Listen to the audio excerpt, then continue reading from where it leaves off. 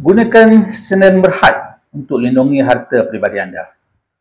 Okey, hari itu saya buat satu video tentang kelebihan sebagai kontraktor kita ada syarikat sendirian berhad, bukannya enterprise. Okey, hari ini saya nak cerita sikit lebih lanjut tentang kelebihan sebagai sebuah syarikat sendirian berhad untuk melindungi harta peribadi kita. Kita semua tahu kan, construction ni ada satu bisnes yang risiko dia tinggi sekali. Saya bagi contoh yang kamu tengah buat renovation satu rumah contohnya kan. Katakanlah harga renovation dia 30,000, extension belakang contoh kan. Jadi tiba-tiba kan kamu extend belakang, tapi tiba-tiba berlaku kerosakan lain. Contohnya ada dinding lain yang rosak, tiba-tiba runtuh dalam kamu nak buat foundation yang baru, tiba-tiba foundation lama runtuh kan. Tak tahu, mungkin sebab tertentu runtuh benda tu kan. Ataupun kamu tengah buat porch, tengah buat tiang bumbung, tiba-tiba tiang patah. Lepas tu yalah, benda yang runtuh tu merosakkan harta tuan rumah ataupun pelanggan kita kan. Jadi pelanggan kita saman kita, okay? Sedangkan kontrak kita hanyalah 30,000.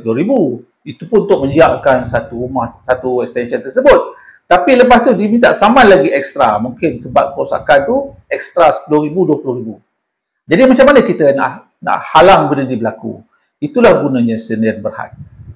Kalau sendirian berhad, apa-apa tuntutan yang orang nak buat kepada kita hanya berdasarkan kepada saham yang wujud paid up capital dalam sendirian berhad kita tu sahaja.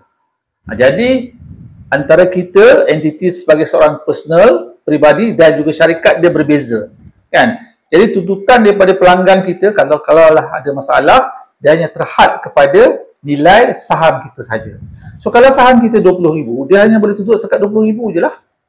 Tapi kalaulah kita gunakan syarikat sole proprietor, enterprise, dia boleh tuntut sehingga semua harta-harta kita. Bila dia buat tuntutan di mahkamah, dia boleh minta mahkamah suruh kita declare semua harta-harta kita.